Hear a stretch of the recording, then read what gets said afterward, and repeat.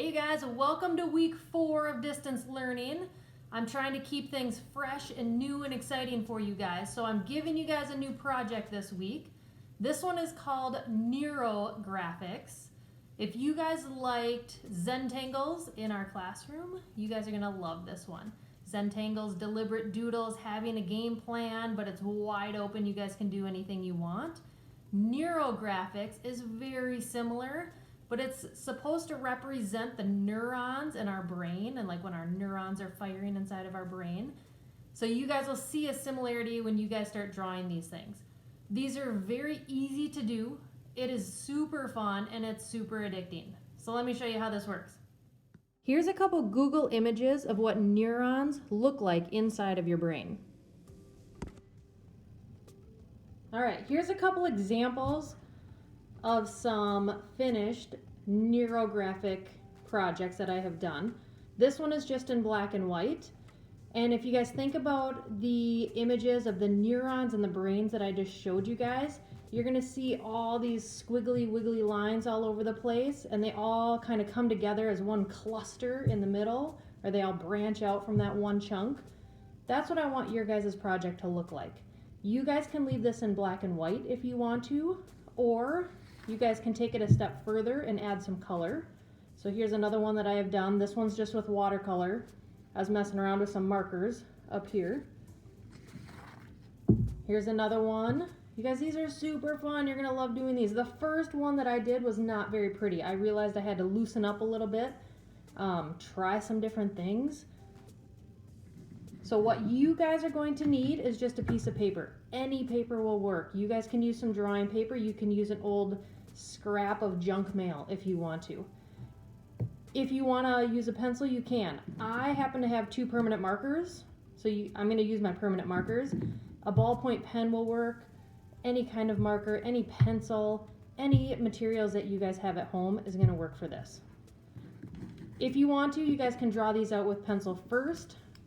I am just going to dig in with my permanent marker, and you want to start at the edge and you want to draw some squiggly wiggly lines going all over the place. Nothing perfect, you guys.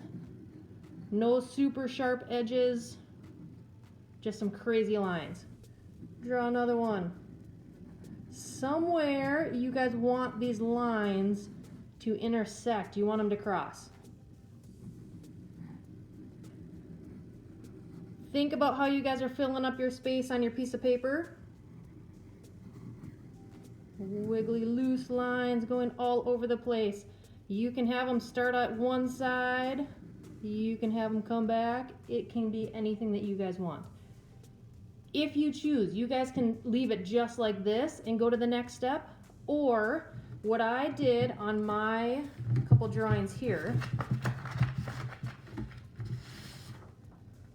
where I had a bunch of lines that intersected, where they all overlapped and they crossed each other, I drew a big circle.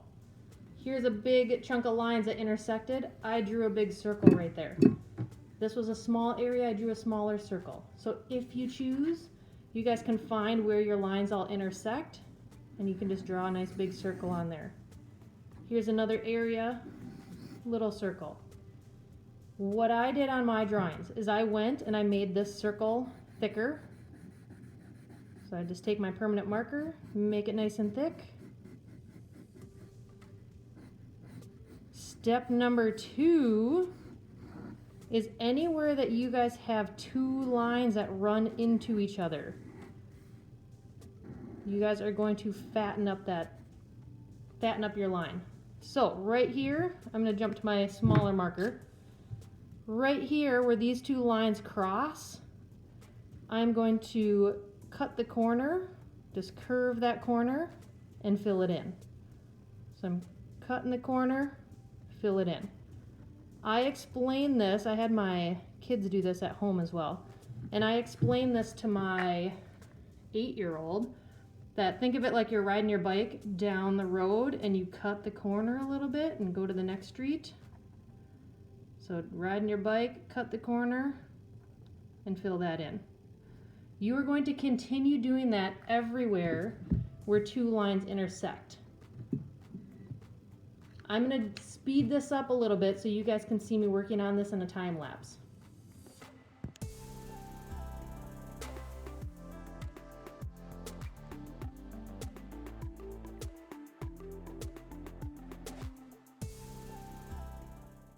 All right, I'm gonna zoom in for step number 2 here. Step number 2, wherever you have two lines that run into each other, you wanna take your marker or your pen or your pencil and you wanna fatten that line up. So take it in, fill it in, curve your edges, round those edges and fill that in. And then I'm gonna zoom out and you'll see me continue to do that on the rest of the picture.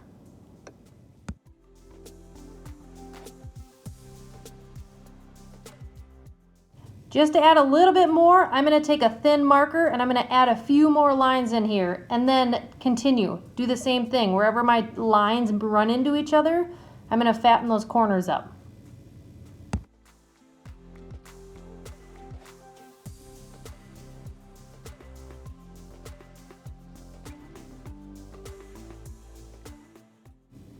Okay, at this point, I'm just going to go back in and I'm going to refine some of my edges, soften them up a little bit, smooth them out.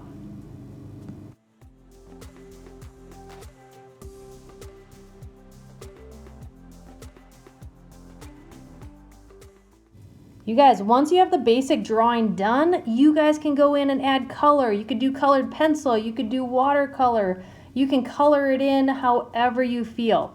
You can go back and you can add some Zentangles or some designs. This is pretty wide open, you guys. Go and have fun with it.